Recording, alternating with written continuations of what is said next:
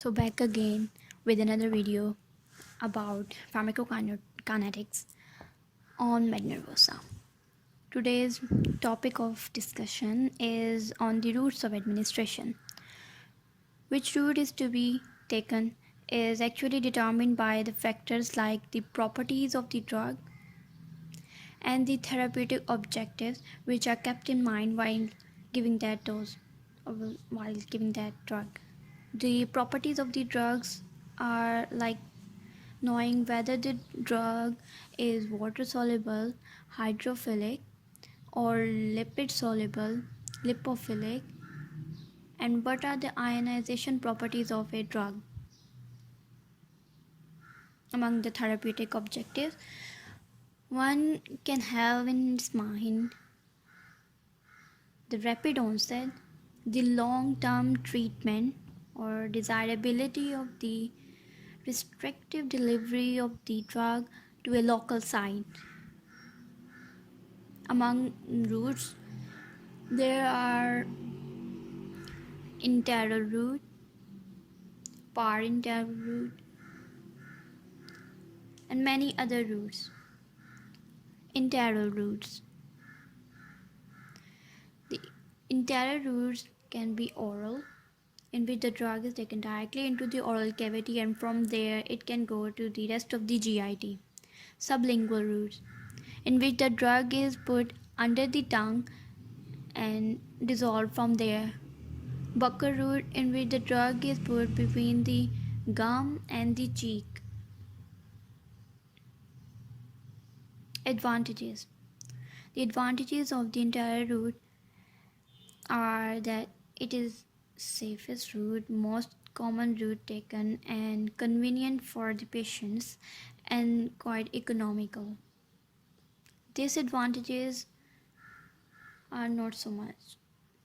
So about the oral route, advantages that it is convenient, easily administered, self-administered by the patient, doesn't require any expertise, and toxicities and the overdose is easily overcome by using the antidotes like activated charcoal, which is not seen in the case of the IV. Disadvantages of the oral routes are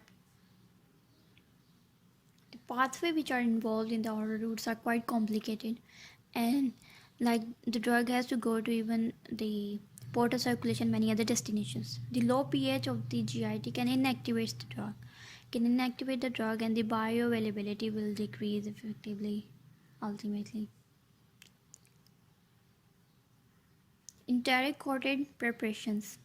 The enteric coated preparations are actually the chemical envelopes around the drug aimed to protect the drug from the acid or protect the stomach from irritation. Examples are omeprazole, which is actually a proton pump inhibitor. It is easily destroyed by the stomach acid and cannot be absorbed in its disintegrated form.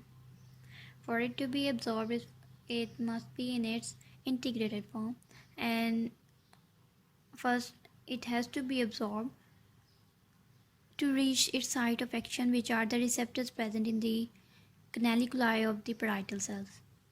So the coat on the drug is actually dissolved in the small intestine, from where it can be absorbed into the systemic portal circulation and then go to the systemic circulation and reach the site of action. Aspirin is an NSAID. Actually, aspirin can cause the irritation of the stomach. So the protective coat on the aspirin protects the stomach from the irritation by the aspirin.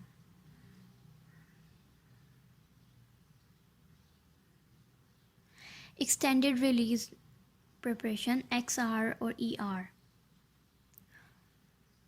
Ingredients are added or chemical coats are added, which actually allows the release of the drug to be slow and sustained and prolonged.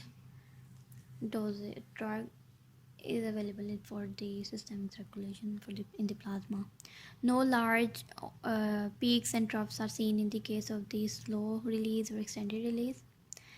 it actually increases the compliance of the patient and decreases the frequency of the dosage.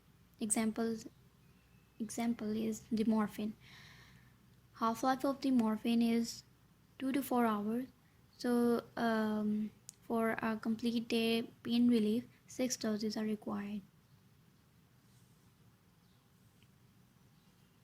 But with the ER preparation, it requires only 2 doses for an entire day pain relief. Now, sublingual and buccal route.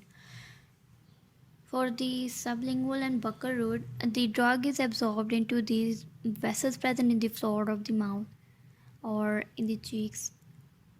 And actually this route bypasses the first pass effect, which was seen in the case of the oral route, and bioavailability definitely will be increased in this case.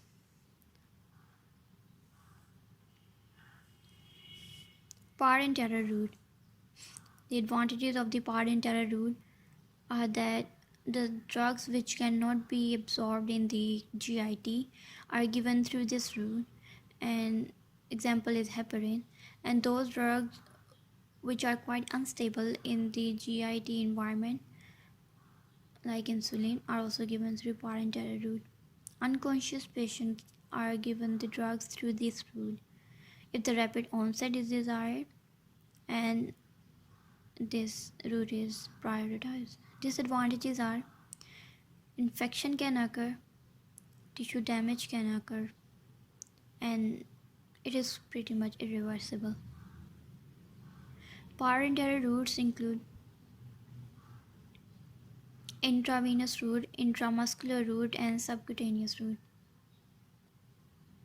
Intravenous route. Advantages of the intravenous route include that it is the most common route among the parenteral routes, and unconscious patients are given the drug through this route, and if the drug is irritating and given through IV, it will be diluted in plasma and will not cause the irritation. There is a maximum control over the drug dosage, and if the drug cannot be absorbed in GIT, it is taken through IV. Disadvantages: if the drug is given, if the IV infusion is given too rapidly, there can be hemolysis. It can precipitate the blood constituents, and oily substances can't be used. Infection can occur easily. Rocuronium is actually a neuromuscular blocker which cannot be absorbed by GIT, so it is given through this route. Rocuronium. Intramuscular route. Among the advantages is that if the moderate quantity is to be delivered, then this route can be taken. Oily vehicle can be easily used, and slow diffusion allows the prolonged dosage. Disadvantages are that it can cause the intramuscular hemorrhage and can be painful. If the aqueous medium is used, it can cause the rapid absorption. If the oily depots are used, then this slow sustained absorption is seen, and oily depots are actually the suspension of the drug in a non-aqueous, for example, polyethylene glycol vehicle, in which the oil vehicle actually diffuses out of the muscles, leaving behind the drug at the site of the injection, which will later on diffuse to the rest of the body into the systemic circulation slowly. Examples are haloperidol and medroxyprogesterone, which is actually a depot. Subcutaneous route. Subcutaneous route follows the same diffusion way of absorption as the intramuscular route. It actually lowers the chances of the hemolysis and the thrombosis, which was seen in the case of the intravenous route IV, but it can cause this where pain, irritation, and necrosis. Examples are heparin, and insulin are given through this route. The other routes are oral inhalation, nasal inhalation, intrathecal or intraventricular route, topical route, transdermal, and rectal. Oral inhalation. All those gaseous drugs like anesthetics and those which can be dispersed in the form of the aerosol are given through this route. They are effectively absorbed and rapidly absorbed, just as much as IV, and rapidly absorb into the mucosa of the respiratory tract and the pulmonary epithelium. You can easily escape the systemic side effect. Albuterol is actually a bronchodilator. Albuterol. Fluticasone is actually a corticosteroid. Fluticasone. Nasal inhalation follows the same principle as the oral inhalation, same absorption routes, but the drug is given to the nose directly. Examples are oxymetazoline, which is a nasal decongestant. Oxymetazoline. Second example is mometasone furoate. Again, it is a corticosteroid, mometasone furoate. The third example is desmopressin, which is given in the case of the diabetes insipidus. Desmopressin. Intrathecal or intraventricular route. This route is taken when the drugs are not absorbed effectively across the blood-brain barrier.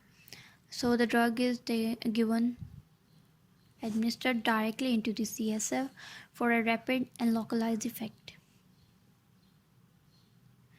The examples are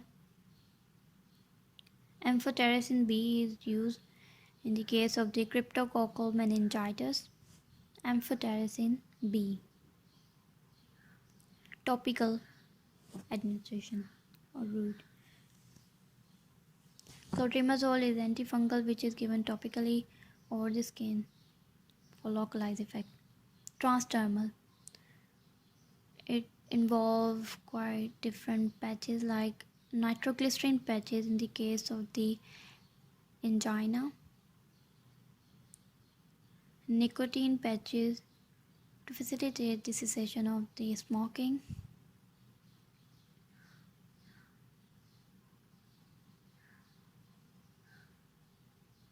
scopolamine, which is an antiemetic, anticholinergic, taken in the case of the motion sickness. Rectal route. 50% of the blood supply of the rectum is systemic. Some drugs given to this route can cause irritation of the rectal mucosa. Rectal absorption is quite erratic and incomplete.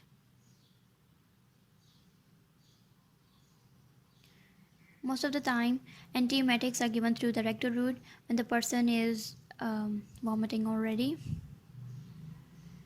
Then this route is taken. Thanks for listening. Until next time, Allah Hafiz.